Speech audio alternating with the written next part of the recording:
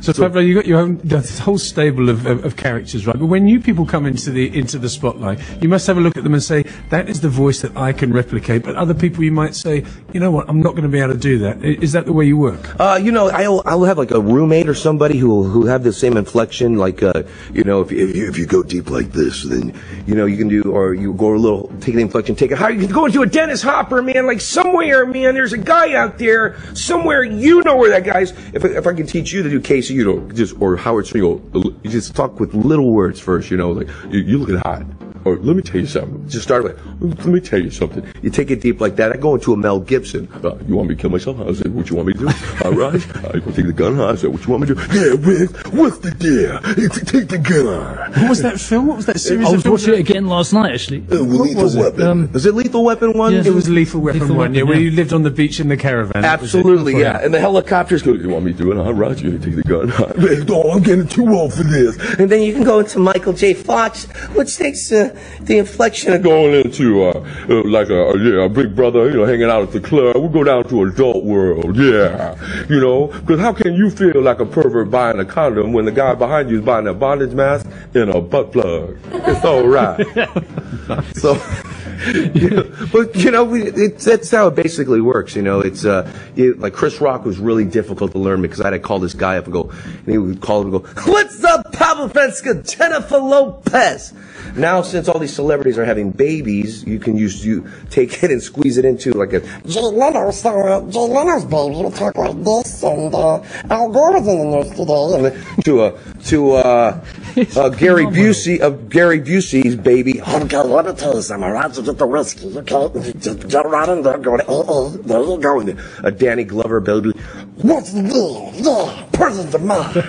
All the way down. So it's experimenting and moving it, and it depends how much Jack Daniels you get in you. This is Pablo Ridson Francisco, by the way, with no sleep because he's just been flying all night. Just tuned in. Especially right here for the Nando's Comedy Festival. I want to get that in. Yes. Just in case, because I see the agency logo when they're going to mention it.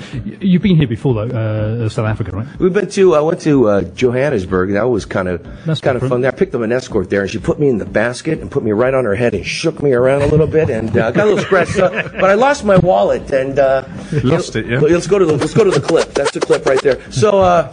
Yeah, we were up there with Bobby Lee and Trevor Noah, this incredible comedian who has now went to the United States. And I could not help but ask him if he could work with us again, and just destroying, just taking the crowds great up there. It's a good guy. Trevor Noah has a unique ability in South Africa because he's got white and black parents, speaks like a white person, but has great cultural awareness. He can destroy anybody and still be quite comfortable doing it. It's fantastic. Yeah, I think you just hit it right on the nose, because when I was talking with him, he comes with, my parents came to the show, and sometimes when you see mom and dad, it's kind of a little bit hard to talk, you know, with me, you know, I'm jumping back and forth to topics, but Trevor sat with him for almost an hour, and he knew all their backgrounds, and, you know, I couldn't believe, China, it has, you know, the economy there, and I was like, wow, this guy is on fire. He's not a stupid bloke. Do you ever move away from the impressions? I mean, do you ever do normal comedy where you will go out, like we were discussing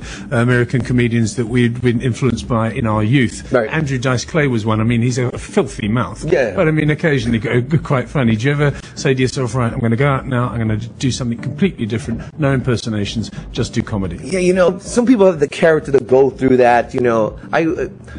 You know, if I'm going to have sex with a girl, I'm not going to use voices, like, because she'll charge me like 8 times, and I don't want that. So, yeah, do Mr. Magoo. Oh, you take that, you roadhog.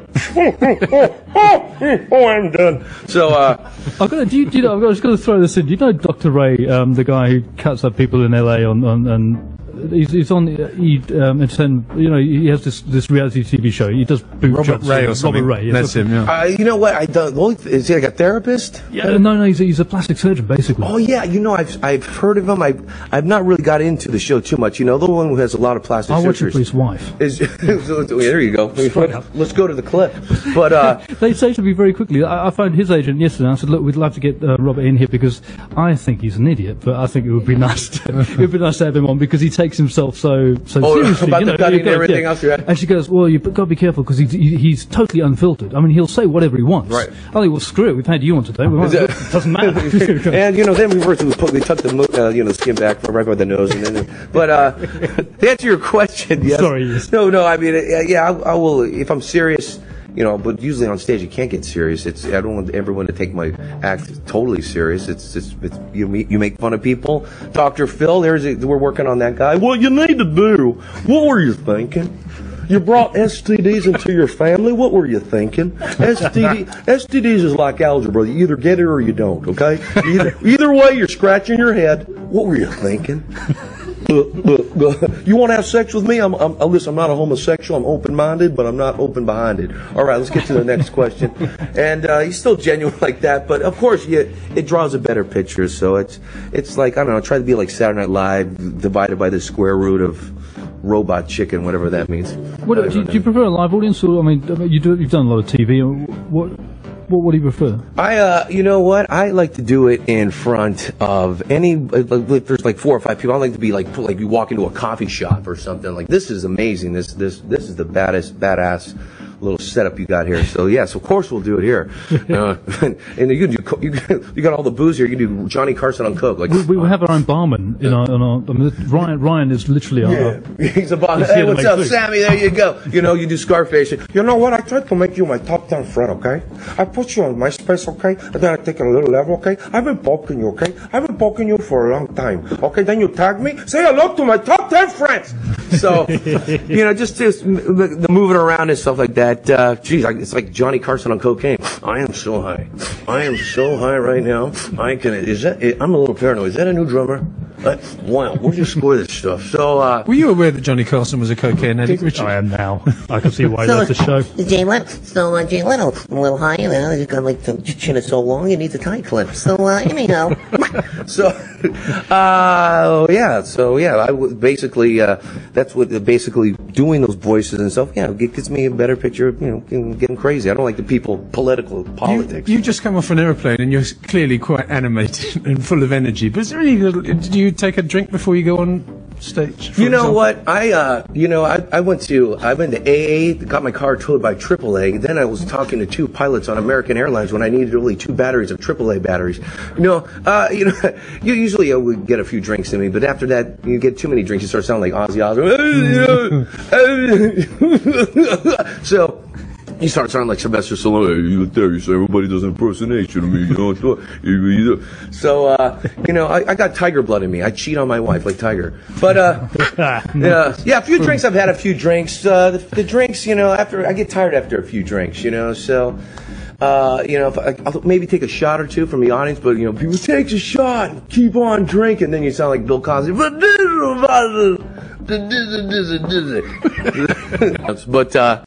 a few drinks I don't mind, but other than that, okay.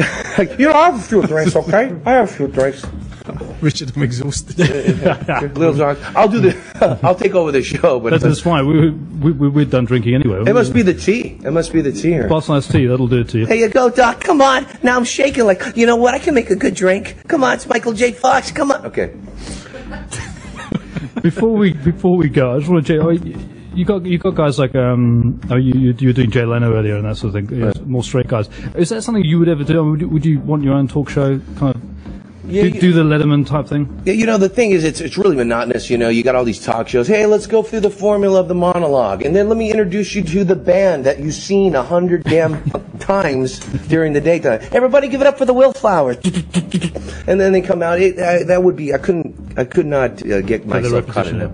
Yeah, it's Jimmy Fallon is a great good comedian and stuff. But then again, it's the money. Some people make their millions, and some people do. And I got my monies. I'm very happy. So I'm not going to go there every day and introduce the band member and the crazy sit back host. So, I just I'll probably just have oral sex and have a show like Kardashian. So.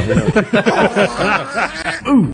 And Pablo, you're going to go off to see the animals, go and see the lions and the tigers and the kangaroos. Are you going to do the African thing? Yeah, I want to do the African thing.